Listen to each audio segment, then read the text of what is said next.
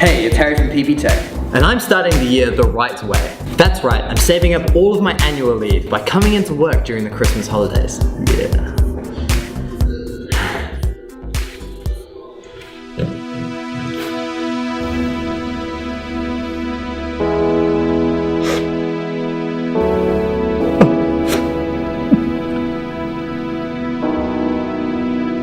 God.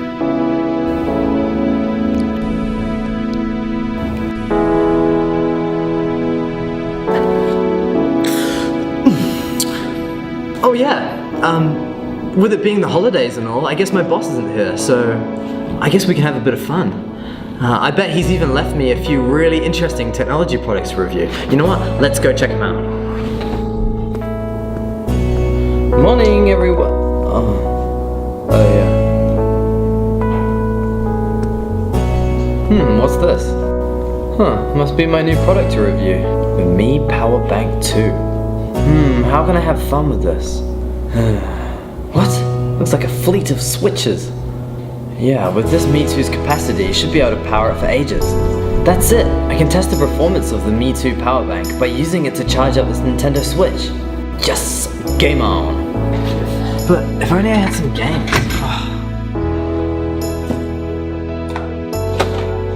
Yoo-hoo!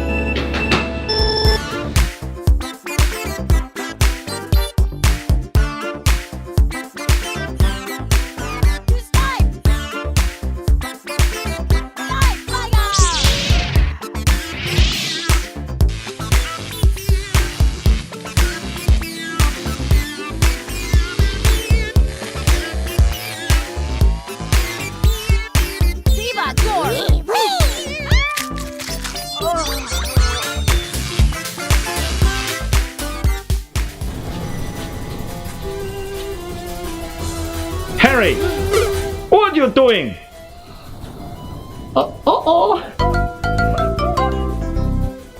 The Nintendo Switch battery combined with the Xiaomi Mi Power Bank 2, and the results are in.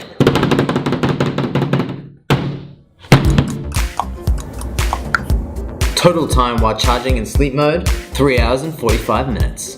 Playtime when charging during use, 6 hours.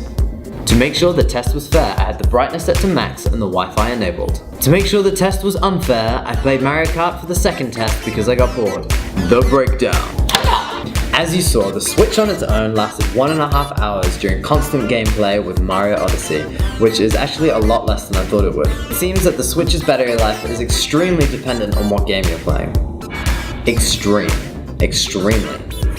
Xiaomi claims that the Mi 2 has a power conversion rate of up to 93%, which means its 10,000 mAh capacity could technically charge a device with 9,300 milliamps. But when charging the Switch's 4,310 mAh battery, it charged 1.5 times, which is way less than 2 that you'd think you could get. This is probably because all power banks have an actual output capacity which is much lower than advertised. So I did some digging and I found out that the Mi 2's AOC is actually 6,900 milliamps, which better reflects my result.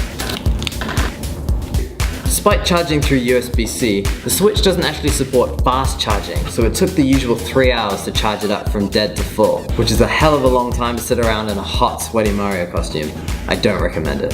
While the Mi 2 was plugged into the Switch during use, it lasted around 6 hours. The downside to this is that you couldn't use the Switch's kickstand because the charging cable's in the way, which would make gaming modes like split screen pretty awkward, if not impossible. The best fixes I could think of for this was either getting a device charging stand or a right angle USB-C charging cable. Link in the description. To be fair, the Mi 2 wasn't exactly designed to power a whole gaming console. In fact, it's barely fast enough for it to safely charge on the Switch. How was I supposed to know? But if it was still capable of powering that thing, what I can really see it shining is smart devices. And you don't have to take my word for it. Overseas, Xiaomi have already sold 55 million of those things. And that's probably because for around $55, it's the cheapest, best looking 10,000 milliamp power bank out there. This video is focused a lot on capacity, but an honorable mention should be given to some of the other features of the Mi 2, such as its compact size and non-offensive aesthetics. It also comes in a low metallic sheen of navy blue and silver, which is also visually pleasing. And you can tell that it's a legitimate product because on the box it has a scratch and sniff. And you can verify the code online. Well, that's probably about enough procrastination for one day. I want to know what your portable switch setups are like. And can your power banks last longer than this for around this price point?